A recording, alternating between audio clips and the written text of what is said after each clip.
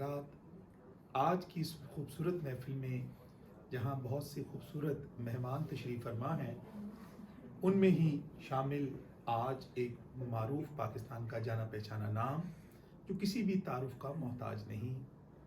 पाकिस्तान का ये सपूत पूरी दुनिया में, अदब की दुनिया में अपना नाम रोशन कर चुका। मेरी मुराद हमारे दरमियान मौजूद हैं प्रोफेसर डॉक्टर ताहिर शहीद, जिनसे हम ज़रूर कुछ कलाम सुनेंगे।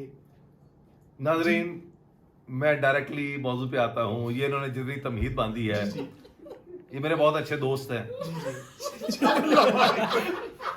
इनका दावा है कि ये कश्मीर से ताल्लुक है इनका। ये भट्ट साहब हैं, ये डार साहब हैं, अली डार साहब इनका नाम है। तो मैंने एक नज़म, जैसे अभी हम आगे कैमरे को लेकर जाएंगे, तो मैंने पहली नज़म कुंवारे दी फरियाद, वो नदीम शहजाद बैठे हैं हमारे साथ, उनके लिए लिखी थी और उसके बाद इनकी दो शादियां हो गई। तो इसी तरह ये नज़म जो है ना, वो मैं डार साहब की नजर करना चाहूंगा कि जाली जाता उन्वान है नज़म का, जाली जाता। क्योंकि नेम प्लेट किसी की भी लगा लो, क्या फर्क पड़ता है। अचानक कोई भी बंदा कुछ भी बन जाता है, आज के दौर आसानी है। तो इसलिए अर्ज किया है, पहले वापस करो। मैंने इसीलिए बोला ना कि ये बहुत मुहज़्ज़िब हो गए थे, मैं वापस आता हूँ चीज को लेके। नहीं रहे, चलो कि काम ही जिस तो काला काटे, काम ही जिस तो काला काटे कहंदा है बाटे। लेकिन काम ही जिस तो काला काटे कहंदा है बाटे, लगदा सिर च वजी साटे कहंदा है बाटे। और सारा टब्बर वेस्ट इंडीज तो आया लगदा। ये बीवी बच्चों की बात नहीं हो रही, यार फैमिली की बात हो रही है, इनहेरिटेंस में। हाँ, कि सारा टब्बर वेस्ट इंडीज तो आया लगदा, हबशी वाला फेस दा काटे कहंदा है बाटे। सरगोदे केड़ा हफ्तिया वाला फेस दा काटे कहंदा है बाटे। शुक्र है सी बात और नहीं।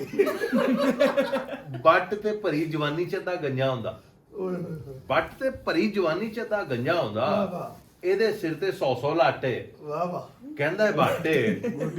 और कादा बाटे जिन्नू कदी ना हैदा होया।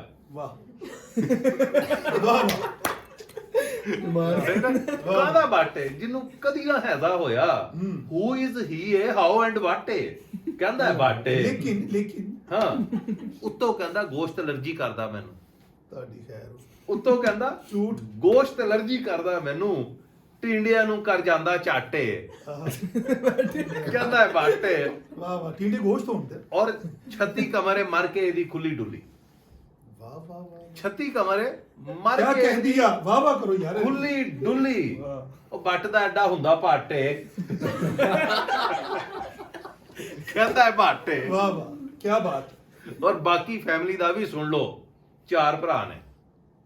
ਬਾਕੀ ਫੈमिली ਦਾ ਵੀ ਸੁਣ ਲਓ, 4 ਭਰਾ ਨੇ, 2 ਰਾਣੇ ਨੇ, ਤੀਜਾ ਜਾਟੇ ਕਹਿੰਦਾ ਹੈ ਬਾਟੇ। लेकिन बिल्कुल ऐसा ही है। और असली बट ने सुनिया ਇਹਨੂੰ मार के इट्टां सिर विच ਇਹਦੇ पाना फाटे वाह वाह, कहंदा है बाटे। क्या कह दिया, क्या कह दिया। बहुत बहुत शुक्रिया नाजरीन, ये नज़्म मैंने अली डार की नजर की है। शुक्रिया। Thank you.